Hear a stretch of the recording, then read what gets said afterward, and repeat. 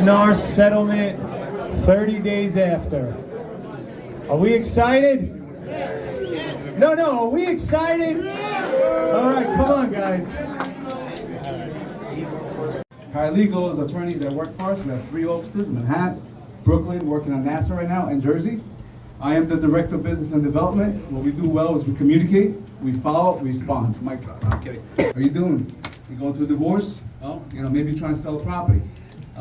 You need to refinance potentially. Then mention to my VA or paralegal, then we'll give them the person that's in our CRM system that did their mortgage initially. So if it's Angelo or Wieland or whoever, a realtor, to either sell the property, maybe they need tenants, maybe they spoke about moving to Texas. Hopefully I can teach you something. No, in all seriousness, I've been licensed since 2006, practicing full-time since 2008. I run a small team with EXP. Suanne Corridor, my team is here. She should be in front, like cheerleading, but she's in there. And what else? Our team does anywhere roughly about 30 to 40 million in volume, so we know a couple of things here and there. And I'll pass it off to my buddy Dean over here. Thank you. Woo! Hey everybody, this is fun. It's good to be here. My name is Dean Graver. I work with Ross and I'm business partners with Saint-Gerard. We've been working at Keller Williams together for 14 years. And I spent, I feel like about 3 or 4 lifetimes in the mortgage business before I did that. So it's been a while. I'm looking forward to answering questions here and being as helpful as possible. Thanks a lot for having me. Awesome. Asaf. Hello everybody, my name is Asaf German. I'm beyond grateful that everyone is here. Quick synopsis on me: I'm a real estate attorney that represents buyers, sellers, and lenders. Been practicing approximately 21 years. I have offices in Nassau, 2 in Suffolk, and in the 5 boroughs. In addition to representing clients, I have the honor and luxury of speaking. I love giving back and educating our industry, whether it be on the real estate end, the mortgage end, and the title end. For most feedback, ask as many questions as you want. All right? I don't want to go off the grid. I want to go over whatever is on your mind, whatever is bothering you, whatever you may be having issues with. Thank you for having me. And he's best dressed. Angelo. Well, I just first want to say thank you very much for everybody for coming, man. We wouldn't be able to do it without everyone here, so thank you very much. My name's Andrew Jonas. Been in the mortgage business 25 years. And I've said this from the beginning, and I'll say it again. They say, what's one of your greatest accomplishments? So I've been in the business 25 years, and I've worked with my brother for 25 years, and we still talk, okay? So if I could do that, I can handle anything. I have an amazing team here at Contour Mortgage.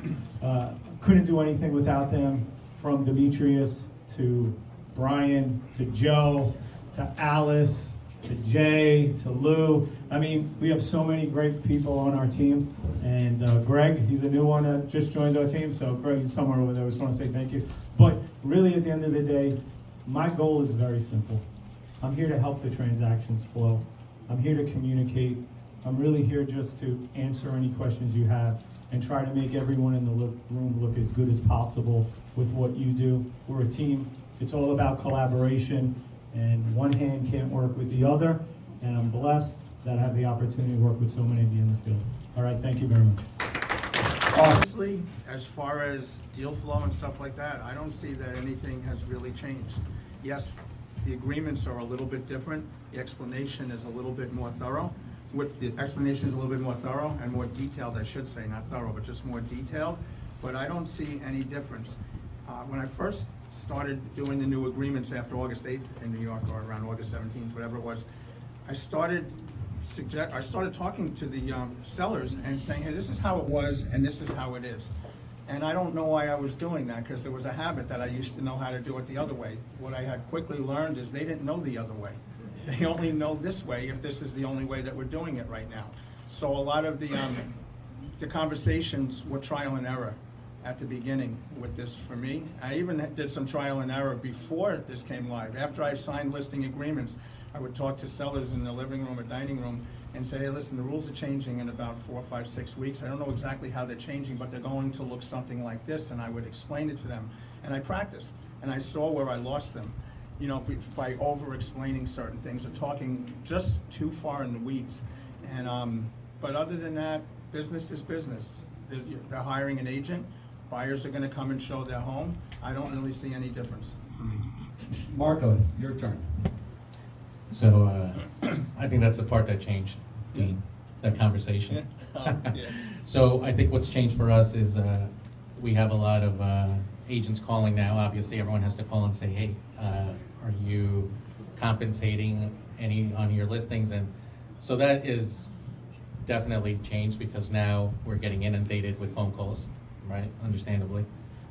So when you have a lot of listings, that's what you get. And to Dean's point, it's having those conversations now with clients. And look, even the attorneys at LIBOR trying to explain this contradict themselves. So try picturing, explaining that to a homeowner. They're looking at you like, oh, I heard I don't have to do this. So that's changed because now a listing appointment is going to take a little bit longer. And we just have to go in there. One of the things that we've done, which has definitely made things easier, and I'm happy to share if anyone wants to reach out, is we did a before and after. So we can just kind of show them a visual of this is what it was before and this is what it is now, and that helps. The more visuals you have, the easier it will be for a homeowner. So that's really the biggest thing that changes, just dealing with the agent community and with the sellers. I know with the buyers, Dean does a lot more than that, so he would be able to explain how he handles that. Awesome, thank you guys. And the paperwork needs to be prepared for the contract. We're not paying you what your buyer is paying you between you and your buyer, which I guess I can understand, but I'll have something drawn up as a rider that I, as the buyer's attorney, will have signed. Okay, It's to important. bring it back to Marco, on your listing appointments, has the sellers been up to date on the settlement, on the new changes? Have they given you any sort of pushback when you're doing your presentation? Yeah, actually, pretty much everyone is up to date. Everyone watches the news. They look at their feed, and everyone's got this misguided notion because of all the bad media out there. There's actually real estate agents going out there and misinforming people, and they have this misguided notion that, oh, I saw in the news that I don't have to do this anymore. And we then kind of have to bring it back and explain to them, like, look, things have changed slightly as far as, how compensation is cut. Absolutely, there's no way around that. But at the end of the day, it's our job to explain to a homeowner and to the buyer that, look, at the end of the day, a buyer is still buying a home. They're still paying X amount of money. Out of that amount of money, guess what? The bank is being paid off at the closing. The attorneys are getting paid. Title companies are getting paid. Realtors are getting paid. And guess what? New York State and New York City are getting paid if it's in the city.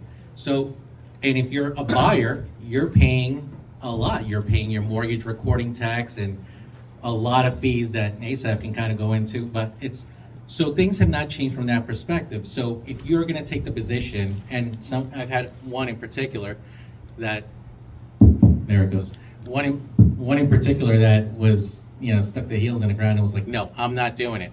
So I don't know if this is working. We're going to swap around. So I explained to them, okay, look, if a buyer comes with an agent and submits their offer, it's going to include what their compensation should be. I'm not going to prevent that. And so even though you told me I don't want to compensate, I tell agents, listen, submit your offer and include it in there because it's all part of a negotiation. So a seller can tell me whatever they want, I'm not doing it, but at the end of the day, if you're a seller and you're asking for $1 million and I get an offer from an agent, and let's say Baldo gives me an offer for $1 million or Brian, and it says I'm getting compensated X amount as part of this transaction. Okay, well, I'm gonna present that offer like that, and then I explain to the seller, you've got no other offers, and this is what you got. So at the end of the day, here's your net, and this is what you're looking at. I had a good example, Savannah brought this up the other day, listing out in Selden, and the seller had agreed to compensate a certain amount. The buyer's agent submitted an offer which was $71,000 over asking. and said, by the way, my commission is this. I said, that's a good idea. I went to the seller and I said, look, you're gonna get 71,000 more than you're asking. They wanna get compensated this. And they're like, well, what do you think? I said, I would. You know, if anyone's ever taken sweat hogs, right? I would, you know? So, and that's really what it is. So it's, you know, the people that push back, you just have to explain to them, look, I can't prevent Ross or anyone else from submitting an offer with compensation. And as agents, right, you're working with buyers. If a listing agent tells you, no, my seller's not, don't discount the listing. You submit your offer and say, hey, it includes this. And then you may have to educate the listing agent and say, look, if you want to present it to your seller as the net amount to you is this, do that. That's how you should do it, all right? Follow-up question to that. Sure. Are you using the new memorandum of form for submission of offers, or are you seeing more of these offers come in via email or, you know, some other form of documentation? I mean, the offers still, we always have written offers submitted. The really good agents that I've seen out there are submitting everything. On the LIBOR forms? On the LIBOR form, or if their company has a form, which is good because then it's crystal clear. You know, people keep forgetting that if you sign an agreement with a buyer and it's for X amount, and then if the seller was willing to compensate you more than that X amount, you cannot come back and then say, hey, oh, you were compensating more. No, okay? So you gotta be very careful with that. You don't wanna get in trouble. So the way to get around that is you submit your paperwork, now the seller signs off on it, and that's it.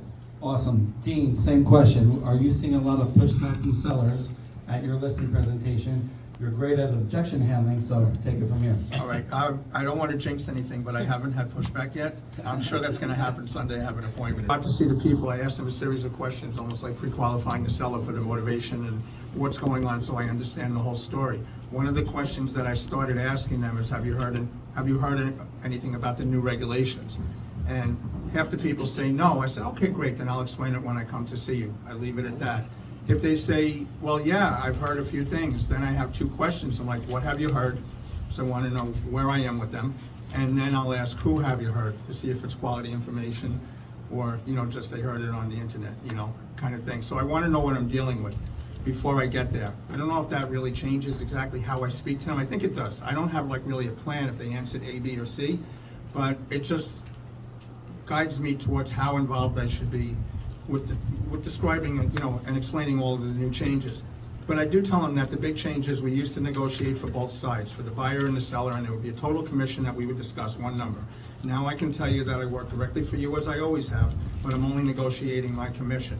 I'm just sharing with you the idea that the buyer is also going to expect, the buyer's agent is going to also expect, you know, commission on the transaction, and I'm just going here to ask you if you're open to listening to his, you know, the compensation request, as long as you're getting what you're looking for at the end of the day. Is that fair enough? And they always just say yes. They have so far. We haven't gotten deeper into that. The time that I get deeper into it is after everything is signed. Honestly, I let them know what it is. I negotiate for me, I don't negotiate for them. Are you okay if they negotiate for themselves also through me to you? That's all I do with that. And it's worked perfectly so far. But I do at the end, you know, all the forms in my briefcase were all done and standing up, shaking hands. They're telling me, you know, we'll just keep it thinking about a few things. And but then I do let them know a little bit more, you know, everything that I think. What other questions do you have? Do you fully understand, you know, what the changes are? I want to make sure they're comfortable with everything. Everything is out in the open. But I don't go through the whole history like, you know, realtors got sued and we lost. My company paid $70 million, and you know, I'm not going into any of that. That's like scary stuff. I'm just going into the fact. We negotiate for ourselves. We don't negotiate for them. Are you open to them negotiating? And of course, explaining your value. You know, why should you hire me? We're all going in for an opportunity, right? Our opportunity is like, hey, we have a job opportunity. We have to prove our value to our sellers and our buyers to say, hey, this is why you should hire me. I know Angelo had a follow-up to Dean's. I just want to say one other quick thing on that. I think sometimes with agents, I think we tend to overthink this, because NAR came out, you know, we heard that there was a settlement. We heard that something was up. there's a young newer agent in the office that I work in. I remember him walking by my desk, and I'm not mentioning his name, and he was like, "Oh my God, we can't get paid anymore. How can I work here?" That was thought number one from the first email that he opened up from NAR or from LIBOR or MLS or whatever. So of course we all look, and then NAR left it amongst ourselves around the country, you know, however many hundreds of thousands of agents there are, to talk amongst yourselves. And we'll tell you later exactly what it is. So talking amongst ourselves led to all of this stuff that it was going to be so much. So when you really read what it is, it's a change, but it's not terrible as long as you understand it. More communication is needed. Yeah. More explanations are needed. That's it. And Oh, sorry, there's a question. we'll get to the question in 1 second. Yeah, Jim. I just wanted to piggyback that. As a lender, you know, and a referral partner, this is very important. I am your advocate as well. We get asked a lot of questions on our end, you know, just like you do. Is the agent any good? Do I really need to compensate, you know, apples? Do I need to do this? Do I need to do that? We know the laws. We know exactly how to pre-qualify the clients. But more importantly than that, we explain to them it's common and customary. You need a buyer's agent. These are the reasons why you need a buyer's agent. This is what has to happen during the process. So during our consultation, when we make sure they're approved with their down payment, their assets, their payment, and all their good stuff, we have that conversation on why it's important to work with a buyer's agent. And they ask that question. So can I just do it on my own? And when we say, I don't think it's a good idea, this is why. It's a competitive market. You need an advocate. These are the people, they're amazing, they're great. And just like anything, we're all referral partners back and forth. The most important thing I could say about my referral partner is when you're not in the room and I'm endorsing the hell out of you. That's the most important. And that's what we do over at Contour. So when we make them approved, when they verify the assets, and when they have those questions, I'm another person on the team that's explaining that this is how it is, and this is how it's gonna be. And that's very, very important, because then the clients feel at ease. Now, one thing we do, and I want you to really dial this down. When you make an offer, I want you to think about this. When you're making an offer on Buyers, or is it more, are you using the non-exclusive? Are you bringing people into the office? What's your procedure? Okay, so I've only really been working with listings since this change, so I'm not gonna be the best one to answer this, but buyers still call me all of the time, and I do ask regular qualifying questions I would, but I start off with, are you working with an agent? Have you thought of working with an agent? Have you ever worked with an agent? I'm just trying to, you know, and if they're just calling on one of our listings, I just want to get the best possible idea I can in 30 seconds of whether they have an agent and they're just anxious and they're looking at Zillow and calling me instead of having their agent, you know, do his or her proper due diligence on that.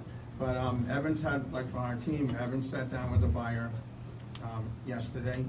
We've been referring our buyers out to buyers agents, and we're trying to qualify them a little bit, you know, before we do. I just don't want to throw just a name, hey, call this person. I don't want to do that, but I don't know that I'm honestly the best person to completely answer that. I do know if I did sit down with a buyer, I would explain my value just like I do with the seller. I would treat it just like a seller, like a listing appointment, because it's the same thing. It's a contract on the other side of the transaction. So I would have my steps of everything. If I was a buyer's agent in earnest, I would have my steps of all the, you know, my value. Here's my value proposition, the 4 or 5 reasons you should hire me over, you know, somebody else. What I'm going to do for you specifically, how I work, and ask all the questions I can possibly ask to learn everything about them, like I try to learn about the sellers. I would just recreate the same listing experience, only with the buyer. And the time frame, also on something like that, you know, I think with the buyer's agreements now, you can kind of test the time. Well, you always could. You can do a short-term commitment with them, you know, 1 month, 1 week, just this house, 3 months. I don't know that I'd go 6 months, because I don't know I'd want to be showing homes to one person for 6 months, but that's just a personal preference. That doesn't mean that that's the exact right thing. Marco, same question? Okay. Just to make sure I understood the question, it's when we get calls from buyers on our listings, or? when you get calls from your buyers on your listings, Okay. how's that handled? If that property's already Sure. under contract, are you capturing that buyer? Are you, what's your policy and Yeah. procedure? Are you So- qualifying them, so on and so forth? Right, so every brokerage, first of all, has to have a standard operating agreement, right, or policies. So your brokerage should have something. You know, prior to this change that happened on August 17, our brokerage's policy was, we don't require anything from anyone because, God forbid, an agent doesn't get it, then you're all in trouble, right? Since then, the requirement that we do have is, for example, if you're calling on my listing, and myself or someone on my team is showing it, if I've gotten the seller to sign the paperwork, which we always do, to make sure we're covered, we're gonna show it, because it's in the seller's best interest to show the property. So we can show it, if it's on our team, we're representing the seller, we know we're getting compensated. If we're showing a property to a buyer that calls in and says, I wanna see, you know, Eva's listing up in Westchester, not that I'd go up there, but this is an example. We would make sure that we have all the appropriate forms signed. You should always get your agency disclosure signed. You want to make sure that you have your buyer broker form signed, because if you don't, and then the buyer gets excited, Angelo's already pre-approved them, they've already spoken to Asaf, they're already ready to go, and they say write up an offer right now, and you don't have those forms, you now have a problem, right? Your brokerage is going to ask for paperwork. So the two most important things is get your agency disclosure signed. And you should have a consultation, obviously, if you're looking, but if someone called and said, hey, I want to see this property and I have to go today, listen, these are the two forms. I have them all set up in DigiSign. We also have DocuSign. There's also .loop. There's no reason why anyone in this room shouldn't have those templates set up already, that all they have to do is add the name and just send it to their buyer. I mean, most people don't even look, you know, unfortunately. But at least you're sending it, get it signed. So those are the two forms that we get signed. I love that, and everybody should write this down, because technology has played a key part in our business. Now we're gonna get into AI momentarily. Dean had something to add on to that? Yeah, I just wanted to add something, maybe I misunderstood a piece of the question. If a buyer is calling in on Zillow or Sign Call or something like that, on our own listing, no, we do work with those, and we have, like you have, we have a template set up that our admin sends out for DocuSign before we go out to show them our house. If they don't like our home and they want to carry on, looking for other homes, that's when we do the referral out to, you know, to buyer's agents, we call it like a buyer's group that we work with, but we do the, you know, the due diligence on them upfront.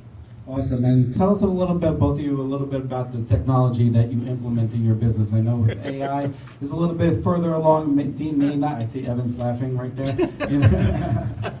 But how has technology, DocuSign, .loops, all that have been implemented in your business? Has a smooth transition, because it's definitely a wave of the future. Go ahead. Yeah, so as far as when it comes to platforms to get clients to sign, we use templates for everything. All of our listing agreements, you know, the property conditions, we have everything uploaded, so we send it to the client to fill out and sign. You know, when I go on a listing appointment, I bring a hard copy as well, because there's some people that just are technology adverse. So, and I bring a mobile scanner. I use a Fujitsu ScanSnap IX500, buy it on Amazon for $300, and Angelo's seen me with it. He laughs when I walk. But you know what? I go to a listing appointment, and if they sign everything, there's no question of, well, how do I know the two copies, which one's good? No, it's only one copy. I scanned it, you got the original, I have a scanned copy, that's all I need. You know, so those platforms, DigiSign, everything like that's been great. I know you mentioned artificial intelligence, how we're using that. I mean, listen, if you're not using ChatGPT 4.0 to give you an edge on descriptions, the worst thing is I go onto multiple listing service, right? And it says description, beautiful, charming Cape, 3 bedrooms, 2 bath. If I'm a buyer, this is how you're endeared. What if everyone has the same description? How about you can put in something about the town? ChatGPT will give you something. You don't have to take it verbatim, but there'll be other things in there. Like obviously if it says you can walk to the stores, yeah, no, you can't do that. You gotta take that part out, right? Close to stores, right? You gotta put in there. If it says master bath, take that out. Primary bath, you know, bedroom, you know, and you know, things like that. So you wanna, but you use those technologies. And as far as like voice art, you know, AI, look, we're using it as our inbound agent. On the weekends, I don't have an admin covering our phones, but if people call, they literally have AI answering. We have a voice AI system for inbound calls because you have to get people to opt in. So you're calling in, you're opting in, and it tells a buyer or an agent, what the status. So if it says, hey, I'm an agent, okay, well, here's the status of this property. It's available, and this is how it shows, showing time. It's on the multiple listing service as well, but, agents have a habit of not rating. Oh, I didn't see it said showing time. All showing time. Okay. So you have to be ahead of the game as to where technology is going. Voice AI has come a long way. Now doing flyers, we started doing that. I mean, you really, if you don't know it, you really should just start going into groups and learning or asking about it, because it's really going to be the way of the future. And you could either, go to the side and just say, hey, this is not going to be me, or you can just really kind of absorb it and just dive in, and it will help you. To follow up to that, compensation is no longer advertised on the MLS. Any technology you're using or you're just fielding calls all day, every day? No, well, listen, agents still call, right? We make it easy, right? So we use, we've been using this for a while. So if you set up a request on showing time, you're an agent, and my assistant will send out an email saying, here's a little bit of information about the property, and here is the compensation that is now being offered, right, for that listing. But agents, unfortunately, do call. I mean, you can't tell someone, don't call me, I mean, some people in the room here probably say, Marco doesn't never answers his phone, and you're right, I don't. I have other people that do. So, but they're getting a lot of phone calls. It just continuous. And listen, at the end of the day, this is how we make our living. You need to know what you're going to be compensated, right? So we get it, we're trying to come up with a way to have a number that they can call and just say, hey, and we're going to use voice AI for this, because this way it's a lot cheaper, right? I'll spend $30 a month instead of like a few thousand to hire someone. And literally you can call in and say, hey, I'm calling to get, what compensation is being offered on this property, and the AI will tell you this amount is being offered on that property, okay? So that, and listen, for $30-40 a month that I pay for that, that's a home run. So a follow-up, I will start with Dean on this and then go to Marco on this. So the fact that MLS you can't see offers of compensation on there, what do you see value in the MLS moving forward? Is there anyone that works for MLS here or Department of State? No. Do I see a value in the MLS? I see a value in it still, because it was like it grounded all of us. It did monitor stuff. It made everything uniform. I just think, while I see less value with this for sure, I just feel like it's the wild, wild west if everyone is just a Zillow agent, a Street Easy agent. If new MLSs come on, I was actually looking for new MLSs a couple months ago when this was starting, and I see in New York doesn't just have like Rebney, and it had some other. There's a South Brooklyn MLS, which is different from Brooklyn MLS. There's a certain side of New York City MLS, which is different than Rebney. They're there. I mean, I don't know if there's only 10 agents on it, but they're there.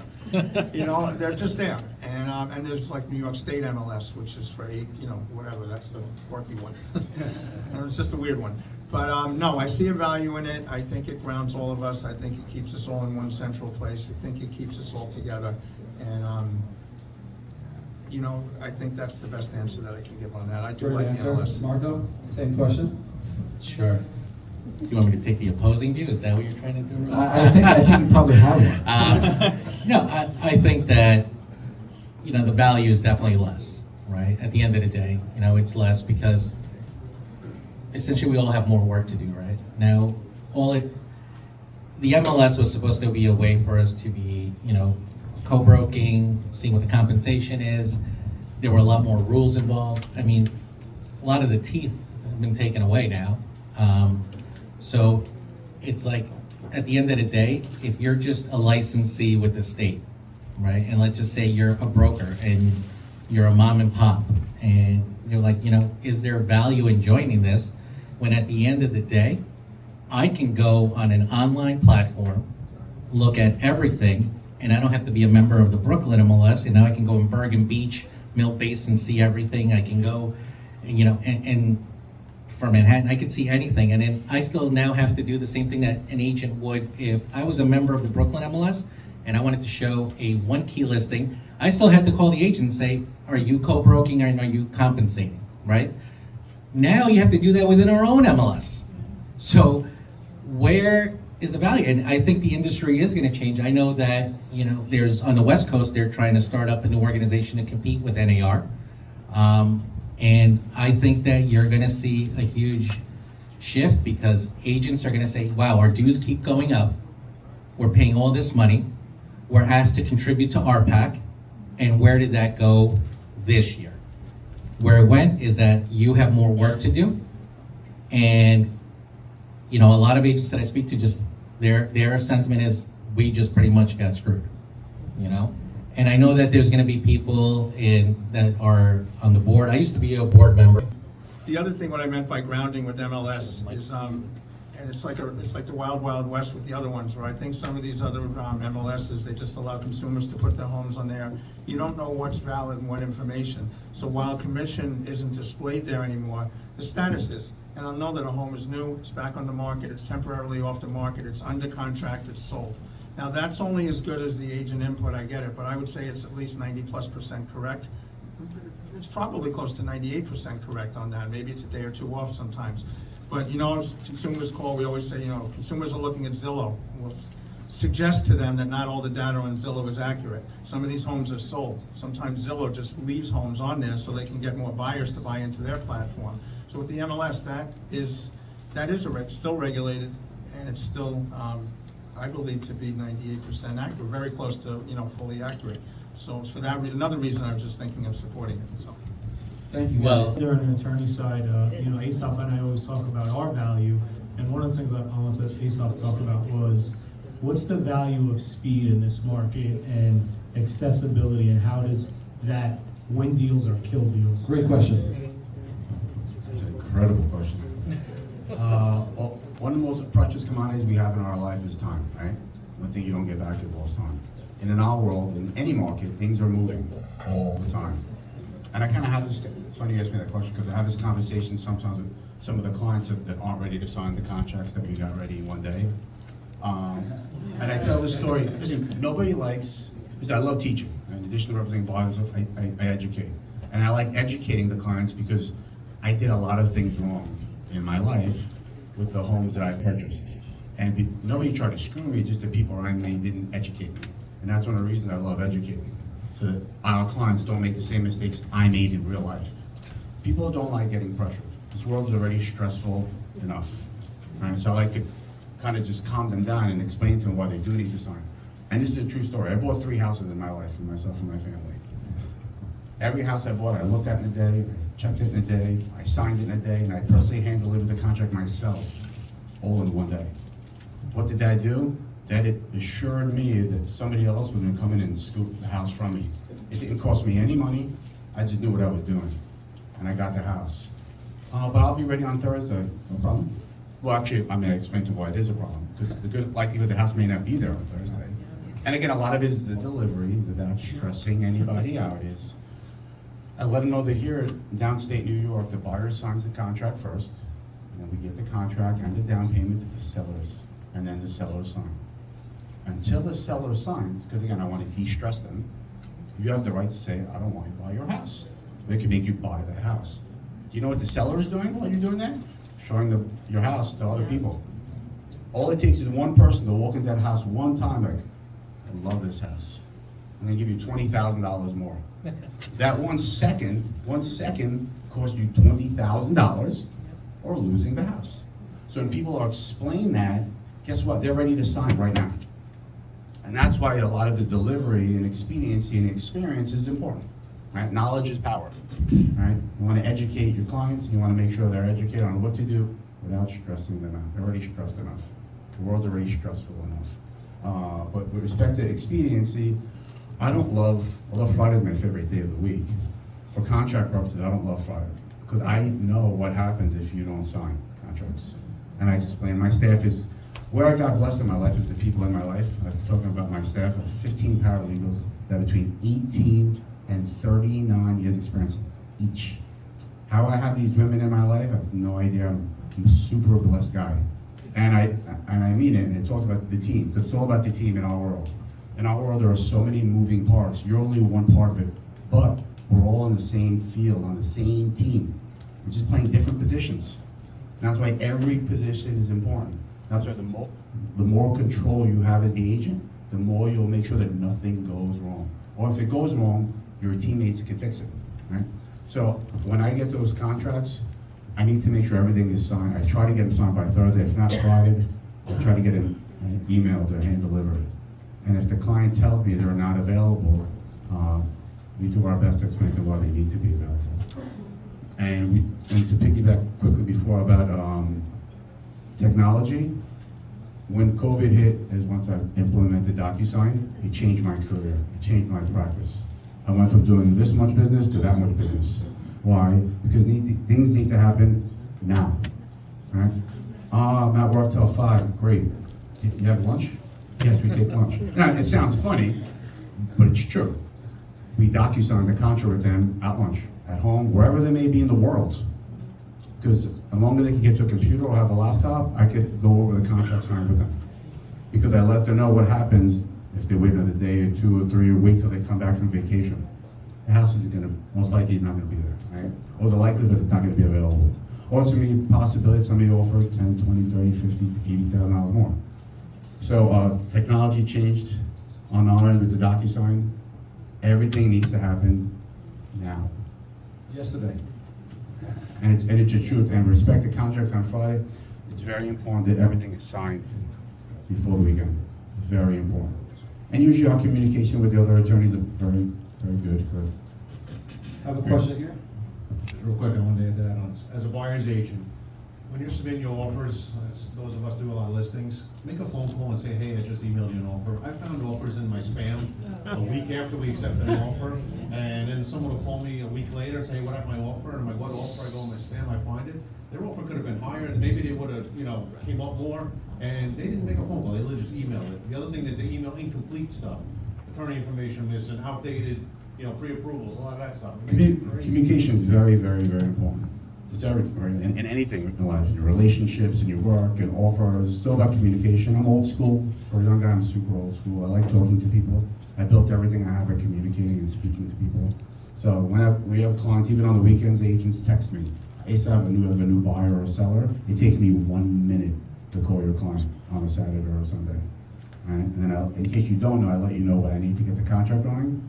And it's just making things happen. Saturday, Sunday. And do you know what happens when the lawyer calls your client on a Saturday and Sunday? It took me 1 minute of my time, really I didn't do anything other than my job. They now trust everything that you say. Well, You said your lawyer call me on a Sunday. Give everybody your phone number while you're talking about this. Yeah, I'll give everybody my contact. Weekend's coming up. Well, things happen and they happen rapidly, right? And a lot of what we were doing in your office is not always the dollar amounts, it's the terms. And he said something that was very accurate about the pre-approval being up to date. When you submit your offer and there's 3 other offers, you want to have all your stuff together right on the spot. You don't have to dilly-dally, you have to wait, you have to call. I even love speaking to your clients before you have an offer, buyer or seller. That way I can educate them on what goes on. So when you have an accepted offer, they're ready to roll. I'm not figuring, calling, I called the lawyer, I couldn't get him. Deals are lost that way. It's all about communication. So if I speak to your buyer or the seller before you even have an offer, when you have an offer, have everything in order. They're ready to roll. Nothing's a surprise. So everybody here is a student of real estate. Everybody's talking about. So, I had this meeting, right? And when I heard this information, I said to myself, it's unbelievable where we went in this industry. And I'm gonna explain. Let's just say myself, I've been in the business 30 years. I know everything about it. I teach, I do this, I do that, but my social media account's not that good, okay? I'm just throwing something out there, right? And then there's someone else, just got in the industry a year ago. He has an amazing social media presence. He laughs, he's funny, he's on there. Our generation is passed in terms of just value. Value is perceived to different people differently. And the younger generation's value, and this is important because, age, demographics and stuff, how many likes, how many clicks, how many followers. And even if I knew everything, the gentleman to my left, that's funny, laughs, has a ton of things, the younger generation gives more value to that than me speaking. So we have to understand and adapt. And you wanna know what? If that's not your demographic, that's fine. Be the best in what you do and thrive in it. If you communicate, if you train, if you speak. Guys, I think everyone on the panel got successful one way. Communication, honesty, and really being proactive with everything. Doesn't matter what else happens in our industry. If you pick up the phone, if you listen, if you talk, if you work, you answer everything, you're ahead of 90% of the people here. So I try to stay up to date on what's going on in the industry. I think it's very important. A lot of people say we're chameleons or we're concierges, and that's very important. I take that literally. If you need an electrician, if you need a contractor, if you need to go to a casino, if you need to go to a hotel, an Italian restaurant, you need to know your sphere. You really need to be able to say, I have someone. And I'm going to talk about this referral part because it's really important. And I talked to a lot of the different buyer agents out there. And let's just say you had an agent that was looking in North Carolina and you had a client in New York that you wanted to refer. Most people say, all right, who's at the company? I'll send a text with the name. I say, no, be unique, be different. Like Asaf said, it takes one extra step. This is what I would do. If I have a referral as a realtor and I'm referring out to Connecticut, I would go on Adam Geodata, Contour provides that as an incentive, right? One of the things I would look up the listing, that the area they're looking, I'd look at the demographics, I would put everything together, I'd have my pre-approval, and I would make a call to the agent and say, hey, this is Angelo from XYZ company. I have a client, she's amazing. I already did some due diligence on Greenwich, Connecticut. Here's what they're looking at, here's their approval, and I'm gonna connect you. How many people receive referrals like that? Okay. By you doing that, it makes you a resource and a value, right? Because now I'm the agent on the other end, and you know what I'm saying? Wow, that agent has their stuff together. That's what you need to do, because now if they have someone in New York, did you just increase your odds to get that person? Of course, just by taking 2 extra steps. So what I'm saying is, sometimes we need to breathe, exhale, do all the little things, and make the connection, because that's how it's gonna grow.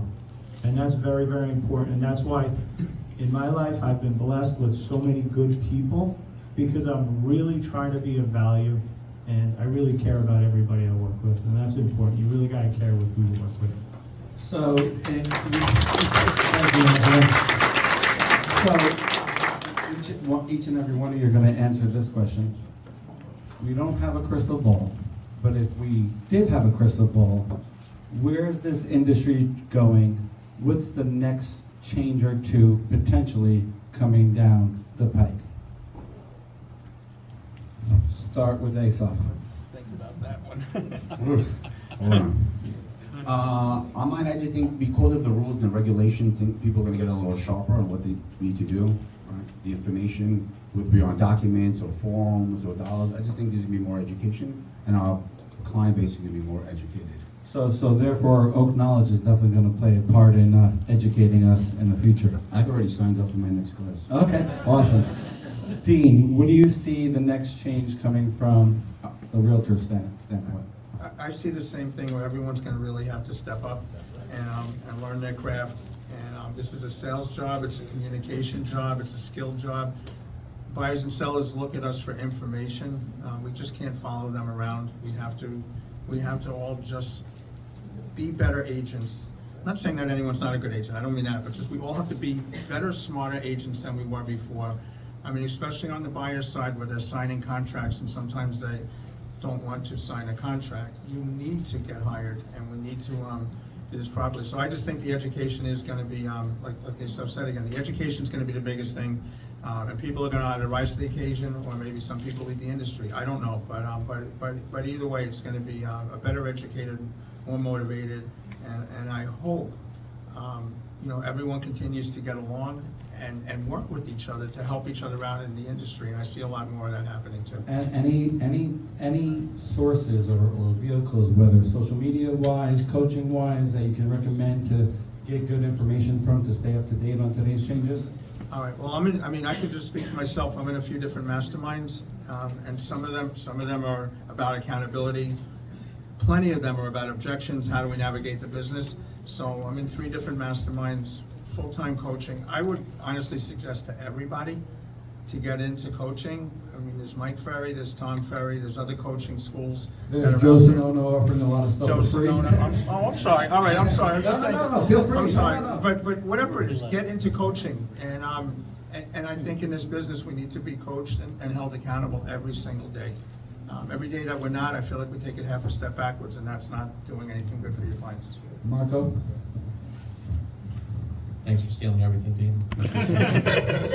Ditto. No, I think that one of the biggest changes that I see coming in this industry is it's becoming harder and harder to be a solo practitioner.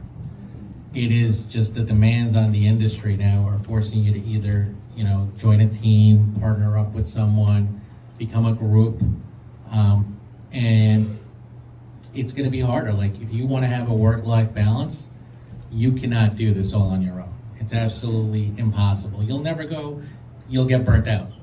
So either, you know, figure out what group of people you can work, and it doesn't necessarily mean you have to split things with them, but, you know, at least a group cooperates, right? So you can go on vacation, someone can cover your calls.